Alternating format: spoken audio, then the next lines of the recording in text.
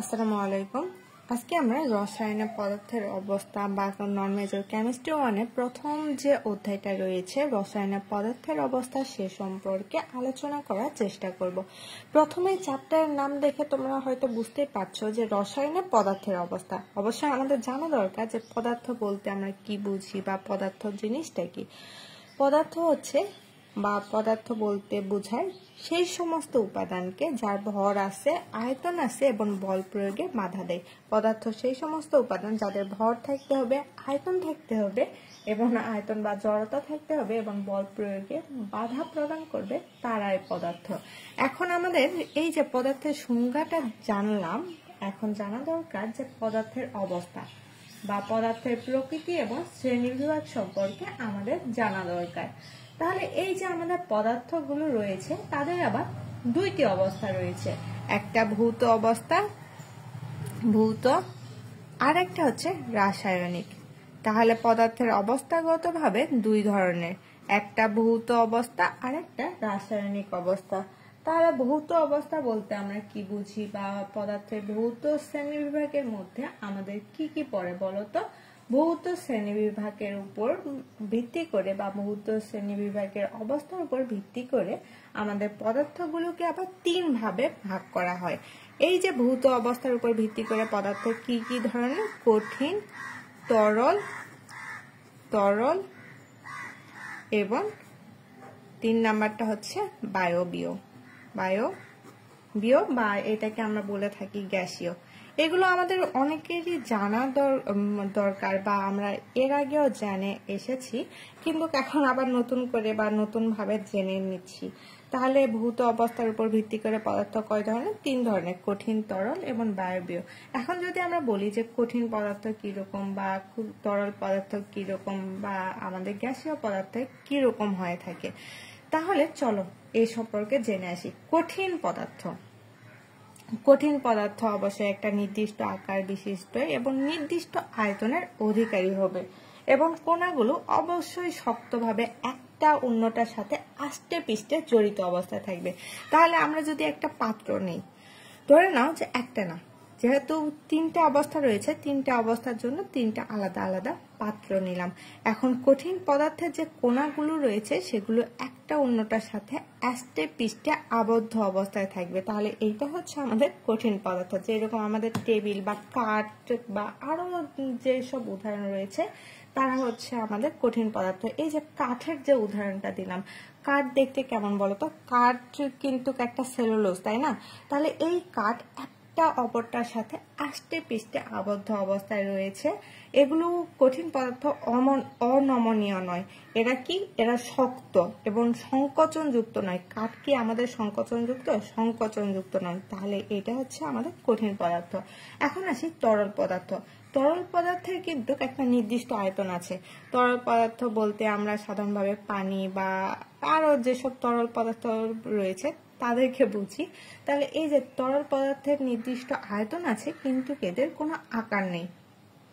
এটা যে কোনো পাত্রে বা যে জায়গাতে রাখবা তার আকৃতি ধারণ করে এবং কণাগুলো একে অপরের কাছাকাছি থাকে কিন্তু একে অপরের পাশ দিয়ে যেতে পারে। এই যে দেখো, কঠিন পদার্থ একসাথে আবদ্ধ অবস্থায় রয়েছে কিন্তু তরল পদার্থের ক্ষেত্রে এরা একটা অন্যটার সাথে কিছুটা ডিস্টেন্স মেনটেন করে। ওই যে তরল পদার্থের ক্ষেত্রে আমাদের হয় কি, যে ধরে নাও যে ইলেকট্রন নেগেটিভ চার্জ যুক্ত আরেকটা ইলেকট্রন যদি পাশাপাশি আনি, তাহলে এরা একে অপরকে সামান্য পরিমাণে বিকর্ষণ করবে। এই জন্য সহজ কথায় আমাদের তরল পদার্থের ক্ষেত্রে এরা একে অন্যর থেকে একটু ডিস্টেন্সে অবস্থান করে। এখন আসি গ্যাসীয় পদার্থের ক্ষেত্রে। গ্যাসীয় পদার্থের ক্ষেত্রে আমাদের কি ঘটে বলতো? গ্যাসের কোনো নির্দিষ্ট আকার বা নির্দিষ্ট আয়তন নেই, এটা পাত্র পূর্ণ করার জন্য প্রসারিত হয়। ধরে নাও যে তোমার একটা বেলুনের ক্ষেত্রে আমরা যদি লক্ষ্য করি, বেলুনের ক্ষেত্রে দেখবো যে বেলুনের যখন প্রথম অবস্থায় তখন এটা নির্দিষ্ট আকার বা আয়তন নেই, কিন্তু তারপরে কি হয়, বেলুনটাকে যখন আমরা বাতাস পূর্ণ করি তখন এটা আমাদের পুরোপুরি ভরে যায় এবং একটা নির্দিষ্ট আকার বিশিষ্ট হয়। তাহলে এই যে আমাদের গ্যাসীয় পদার্থগুলো, এগুলো আমাদের অনেকটা দূরে দূরে অবস্থান করে, একটা অপরটার থেকে অনেক ডিস্টেন্সে অবস্থান করে এবং এলোমেলোভাবে অবাধে চলাচল করে এবং এটা অত্যন্ত সংকোচনযুক্ত, মানে আমাদের চাপ দিলে কমে আসে। এই উদাহরণ হিসাবে আমরা বলতে পারি বাষ্প বা জলীয় বাষ্প। এখন যদি আমরা বলি যে এই যে এমন একটা পদার্থ দেখাও যেটার মধ্যে কঠিন, তরল এবং গ্যাসীয় উভয় ধরনের বা সব ধরনের অবস্থা আমরা পেতে পারি, তাহলে আমরা উদাহরণ হিসাবে কি দেখতে পারি বলতো? পানি। দেখো পানিটা আমাদের কিভাবে কঠিন, তরল এবং বায়বীয় পদার্থ হয় বলতো? যখন আমরা পানিটা যদি আমাদের 0 ডিগ্রি সেলসিয়াসে থাকে, তাহলে এই পানিটা 0 ডিগ্রি সেলসিয়াস থাকলে এটা বরফে পরিণত হয়, মানে এটা কঠিন পদার্থ। আবার যখন এই পানিটাকে আমরা 100 ডিগ্রি সেলসিয়াসে উত্তপ্ত করি, তখন এটা গ্যাসীয় অবস্থা প্রাপ্ত হয়। এবং যদি আমরা সাধারণ তাপমাত্রা এবং চাপে গ্যাসীয় অবস্থায় থাকে বা আমাদের 31 ডিগ্রি সেলসিয়াসের নিচে এটাকে চাপ প্রয়োগ করলে এটা কি হয়ে যায়? এটা আমাদের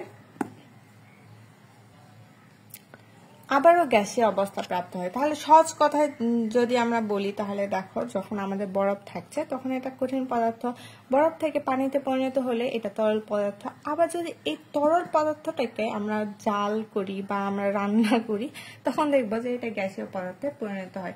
তাহলে এই ছিল মূলত আমাদের ভৌত অবস্থা বা পদার্থের ভৌত অবস্থার উদাহরণ। আবার ভৌত অবস্থা হিসাবে আমাদের আরো একটা চতুর্থ অবস্থা আছে। এই কঠিন, তরল, বায়বীয় ছাড়াও একটা অবস্থা আছে, সেটা হচ্ছে প্লাজমা অবস্থা। কি অবস্থা? প্লাজমা অবস্থা। প্লাজমা অবস্থা। এই প্লাজমা অবস্থা নিয়ে আমরা পরবর্তী লেকচারে আরো ডিটেলসে আলোচনা করার চেষ্টা করব। এখন আসি রাসায়নিক অবস্থা। এই যে আমাদের পদার্থের আরেকটা অবস্থা ছিল রাসায়নিক অবস্থা। এই রাসায়নিক অবস্থার মধ্যে আবার রাসায়নিক অবস্থাকে আমরা দুই ভাবে ভাগ করতে পারি, একটা বিশুদ্ধ পদার্থ, বিশুদ্ধ, আরেকটা হচ্ছে মিশ্রণ।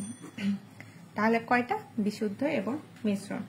তাহলে এই চারিত্রিক দিক থেকে আমাদের বিশুদ্ধ পদার্থের আবার অনেক কয়েকটি ভাগ রয়েছে। মৌল, যৌগ।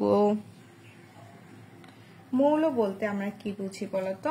আমরা এর আগে মৌলিক পদার্থ পড়ে এসেছি, যখন আমরা 9-10-এ পড়েছিলাম তখন আমরা মৌলিক, যৌগিক, জটিল এইসব পদার্থ নিয়ে পড়েছিলাম। ওই একই রকম আমাদের রসায়নে বা আমাদের কেমিস্ট্রি 1-এও এই মৌলিক পদার্থ বা মৌল হচ্ছে একটা সরলতম রূপ, যা অন্য পদার্থকে বা অন্য পদার্থ দিয়ে আমরা ভেঙে ফেলতে পারবো না। তাহলে মৌল কি? এটা একটা আমাদের বিশুদ্ধ পদার্থের মধ্যে পড়ে, এটা সরলতম রূপ যাকে আমরা ভেঙে ফেলতে পারি না।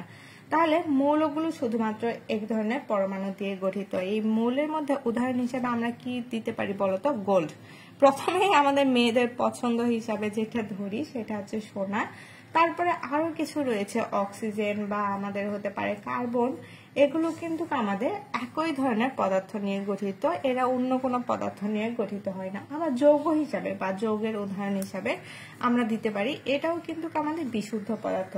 যৌগের উদাহরণ হিসাবে আমরা দিতে পারি, এটা যদি একটি পদার্থ দিয়ে গঠিত হয় তাহলে এটা অবশ্যই দুটি পদার্থ দিয়ে গঠিত হবে। তাহলে যখন দুটি বা ততোধিক ভিন্ন উপাদান নিয়ে গঠিত হয় তাহলে এটাকে আমরা বলতে পারি যৌগ বা আমাদের যৌগিক পদার্থ। এই যে দুইটি উপাদান নিয়ে যে গঠিত হচ্ছে এদেরকে আবার ভেঙে ফেলা যায়। এটার উদাহরণ হিসেবে আমরা দিতে পারি পানি বা হাইড্রোজেন। পানিতে আমাদের কি কি থাকে? হাইড্রোজেন থাকে এবং অক্সিজেন থাকে। তাহলে পানিতে হাইড্রোজেন এবং অক্সিজেন নিয়ে বা দুইটি উপাদান নিয়ে গঠিত হচ্ছে, এটা আমাদের যৌগিক পদার্থ বা বিশুদ্ধ পদার্থের উদাহরণ। এখন আসি মিশ্রণ।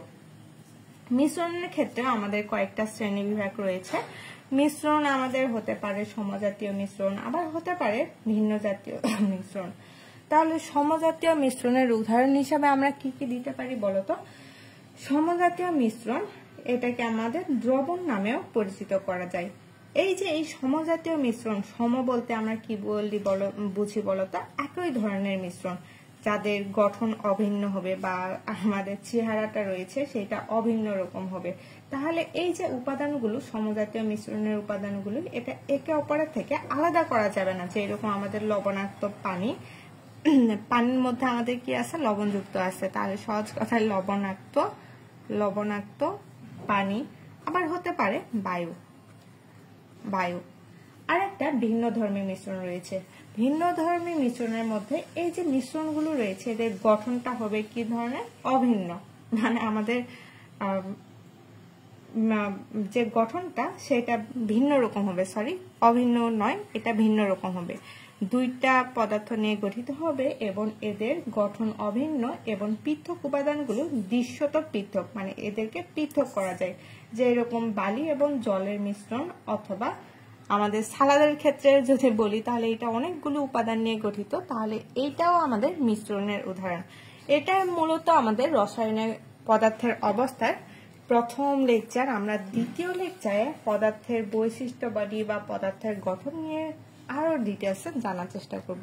আসসালামু আলাইকুম।